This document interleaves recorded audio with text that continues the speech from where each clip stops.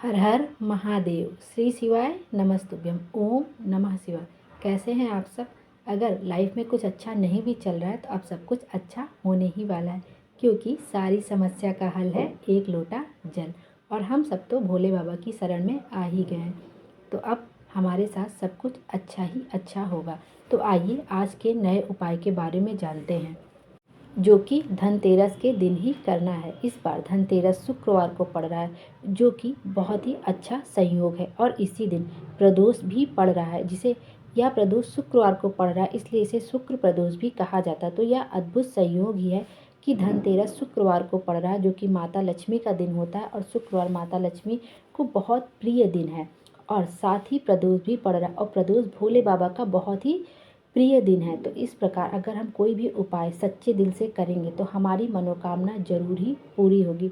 तो आइए जानते हैं यह उपाय किसको करना चाहिए। अगर काफ़ी समय से आप सरकारी नौकरी की तैयारी कर रहे हैं और आपकी नौकरी नहीं लग रही, लेकिन आप मेहनत पूरी शिद्दत से कर रहे हैं, आपकी मेहनत में कोई कमी नहीं है, लेकिन तब भी कहीं ना कहीं कोई अड़चन आ जा रही है, तो एक बार आप इस उपाय को ज़रूर करके देखिए। और यदि आप कोई मनचाही नौकरी पा रहे हैं, आपकी नौकरी लग भी रही है, लेकिन उस नौकरी को करने की आपकी इच्छा नहीं है, आप अपनी कोई सरकारी नौकरी वो भी मनचाही पाना चाहते हैं, तो एक बार इस उपाय को ज़रूर करें।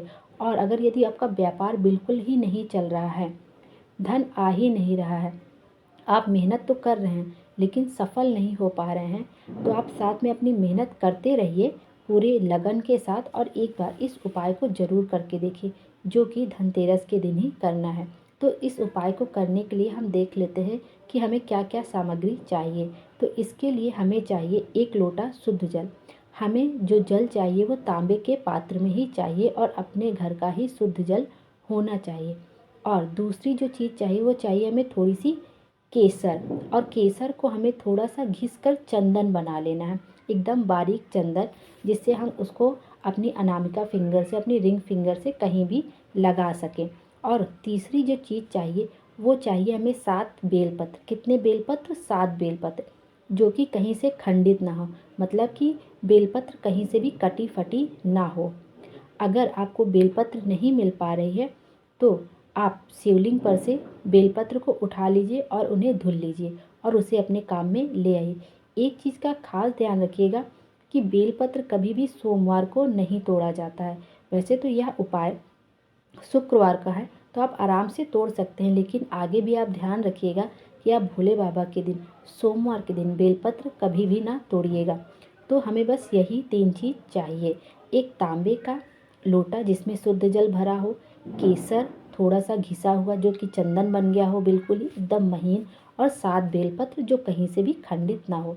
यह सब लेकर हमें शिवलिंग के पास चले जाना है और शिवालय में जाकर दक्षिण दिशा की तरफ खड़े होकर, जलाधारी का मुख हमेशा ध्यान रखिएगा उत्तर की तरफ ही होता है, और हमें हमेशा जलाधारी के विपरीत दिशा में खड़े होना है, दक्षिण दिशा की तरफ।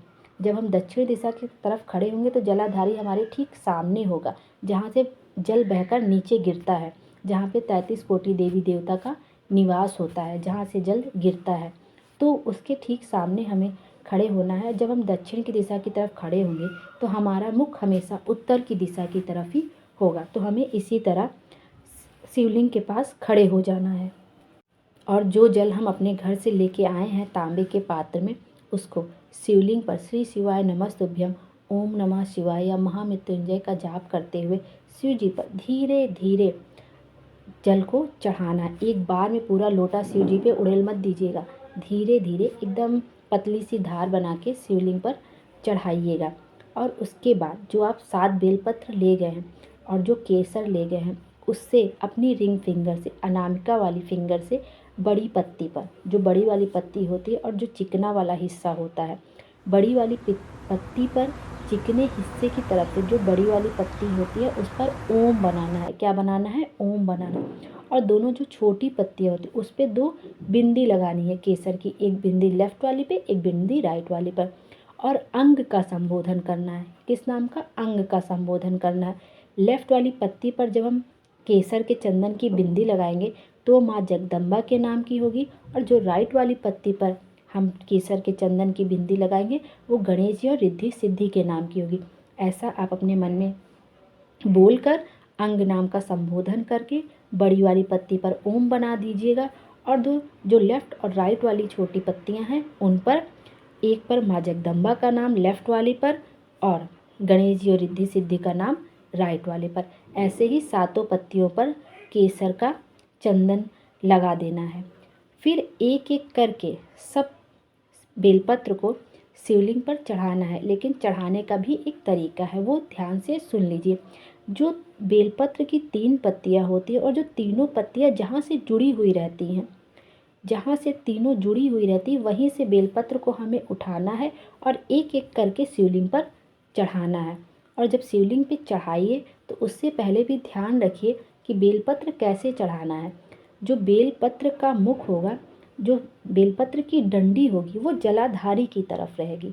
जो बेलपत्र की डंडी होगी उसका वो डंडी जलाधारी की तरफ रहेगी और बड़ी वाली पत्ती का मुख हमारी तरफ रहेगा, मतलब आपकी तरफ रहेगा जिस तरफ से आप खड़े हैं। अगर आप दक्षिण की दिशा की तरफ खड़े हैं और उधर से जल चढ़ा रहे हैं तो बड़ी वाली पत्ती का मुख आपकी तरफ होगा, दक्षिण दिशा की तरफ, और डंडी का मुख जलाधारी की तरफ, इस तरह।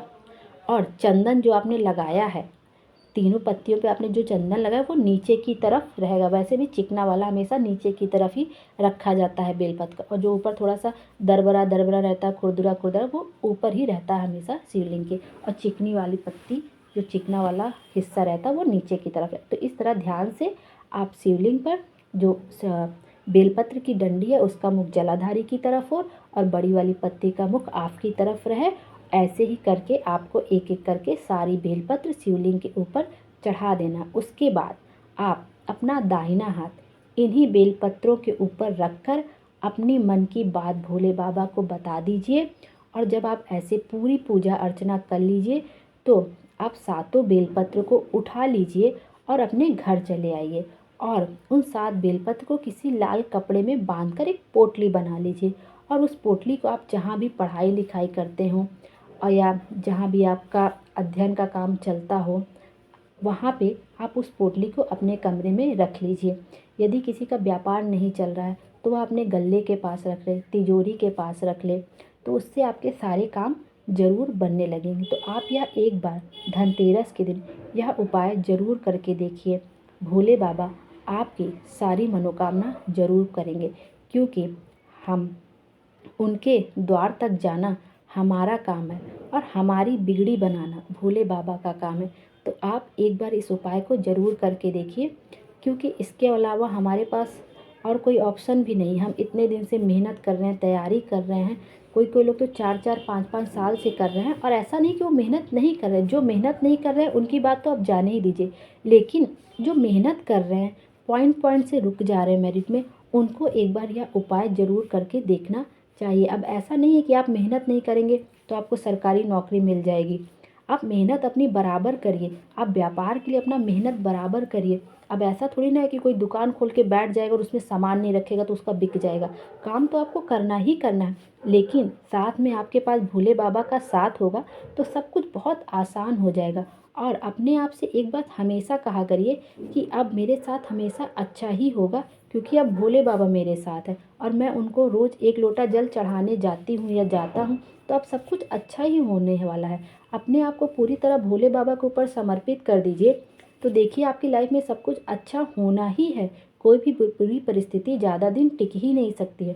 तो एक बार आप यह ज़रूर करके देखिए। और यदि मुझसे कोई गलती हो गई हो इस उपाय को बताने में, या मैं सही से अपनी बात को नहीं बता पाई हूँ, तो मुझे क्षमा कर दीजिएगा। आगे से मैं ध्यान रखूँगी। हर हर महादेव, श्री शिवाय नमस्तुभ्यम, ओम नमः शिवाय। भोले बाबा आप सबकी मनोकामना जरूर पूरी करें। धन्यवाद।